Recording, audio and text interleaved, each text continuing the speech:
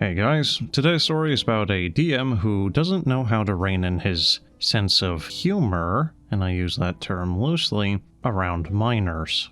So this story happened a few years ago, so forgive me for some of the details being a little splotchy or lackluster. To give some context, this took place with my old friend group that consists of 5 or 6 people, depending on who was able to make it. The main characters of this story being the DM, myself, and my, at the time, 11-year-old sibling, who we're going to call Candle, after their character.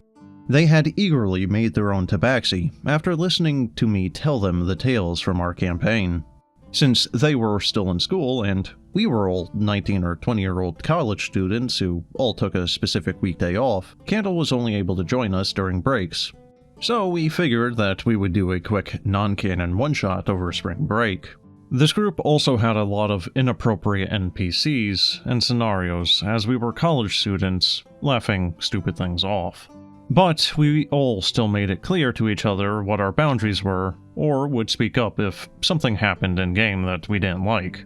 So I guess I shouldn't have been too surprised that this happened, but at the same time, we had all agreed to keep this one-shot tame, considering we all had young siblings and agreed it would be pretty uncomfortable to make a sex joke with them in the room, let alone a pair joke. Things started off great. Candle was an assassin rogue and was introduced in an elaborate scheme that they had concocted with the DM, in which that they had been hired by a king that we had pissed off.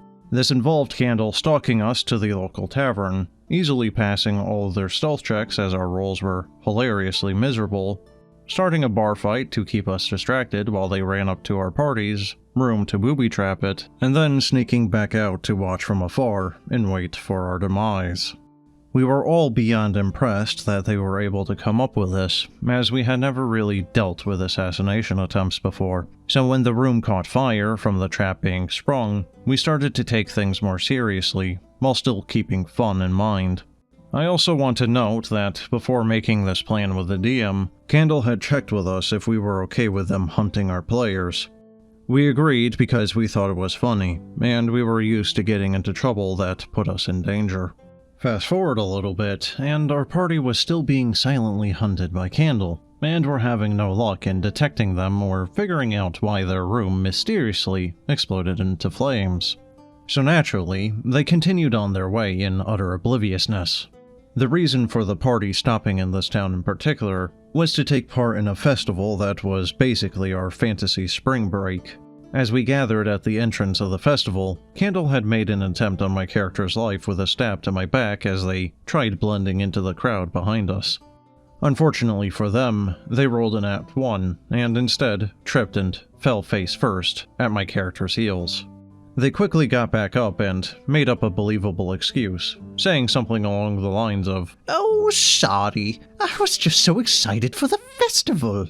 Jokingly, we asked the DM if they could roll for deception, and they rolled an at 20, so, of course, our oblivious and just as excited party believed them, and eagerly invited them to join us for the festivities, as we wanted them to feel involved and have more opportunities to try to hunt us. Candle agreed, and we all moved on. Now here is where things started to crack. As we continued to enjoy the festival, Candle was having more and more fun interacting with us and rolling with us, as opposed to against us. So their objective of killing us was quickly thrown out of the window, especially after we called Candle our new party friend. And to note, Candle was having quite a bit of fun hunting us, but it became less important to him the longer that this session went on. We all decided to retire to a different tavern, making a joke about hoping that this one wouldn't be as lit as the first one, and Candle decided to roll a perception check for any traps in the room to appear more trustworthy. And what they found was an open air conditioning vent in the ceiling, as the screws had clearly been tampered with, making it easier to open and close. We all thought that this was odd, and decided to investigate it. Again, wanting to prove trustworthiness, Candle volunteered, and being a short and nimble tabaxi, we had no arguments against this, and helped them into the vent. And when they climbed inside, the DM described something that we never could have expected. As you crawl into the vents, you can hear that you're not alone. The sound of heavy footsteps echo around the metal interior, accompanied by a moist, slimy sound of something thick and long dragging across the floor of the vents. We all looked at each other with visible confusion, trying to piece together just what the hell could be in the vents, as this didn't sound like anything we had ever encountered before. Candle, unfalteringly and eager to impress us, continued crawling through the vents to discover the creature making the sound. As they kept moving, the noise got louder, and grosser, as the DM described. Candle asked to light a small fire or cast a spell to brighten the vents, and upon doing so, they were met with a 2-foot-tall, hairy, plump, and naked dwarf, with what the DM described as a 12-foot slimy cock dragging behind him. You can see that it's none other than another one of the king's assassins, the Rawrp dwarf. Everyone at the table instantly yelled at our DM, gesturing to my sibling as I held my head in my hands and apologized profusely to him. They were clearly uncomfortable, but laughed awkwardly as they just wanted to continue enjoying the campaign, despite everyone being frustrated, or just as uncomfortable that this was even mentioned, let alone in front of an 11-year-old. We took a miniature break to use the bathroom and get water, while one of the party members talked to the DM about taking care of this, and we came to a solution. One of the things mentioned to the DM was to not call it the Rawrp dwarf, as that was already uncomfortable, but he continued to do so anyway. The Rawrp dwarf falls through the vents, and your party gets ready to fight. But before you can raise your swords, you hear a similar voice coming from the lobby of the tavern, yelling, "Hinga-dinga-durgan!" And the door is broken down with the murder dwarf, Trungledorf Bastard Bingle, standing over it.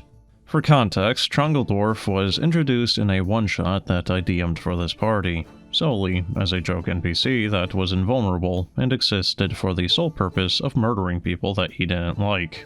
I know it's a stupid character, but he was never meant to have any story significance and was mostly an inside joke for us. The murder dwarf stares the Rawrp dwarf in the eyes with fury, wasting no time in leaping forward at his rival and killing him instantly. The party is saved. It was getting to be late around that time anyway, so we all decided to call it then and there. Candle was still a little uncomfortable, but was more focused on talking to me about how much fun that they had had, and me telling them how much I loved their character. So, the night ended on a kind of good note. Candle never got to play with us again, but even with the death of that abomination, I think it may have been for the best. I would also like to add that I am no longer friends with this person. Things should have ended the instant that this had happened, but hindsight is 20/20, and I was, and still somewhat am, absolutely spineless, so it was easier to move on and forget. Well guys, what else can I say but don't do this when you're dealing with children. That should be obvious. In or outside of D&D, it doesn't matter. It'd be one thing if a kid had walked into the room at the wrong time, but here, they knew better, and had agreed that it would be in rather poor taste, so why he thought it would be okay to do it regardless, I'll never know. But that's it for this one, so as always, have a good one.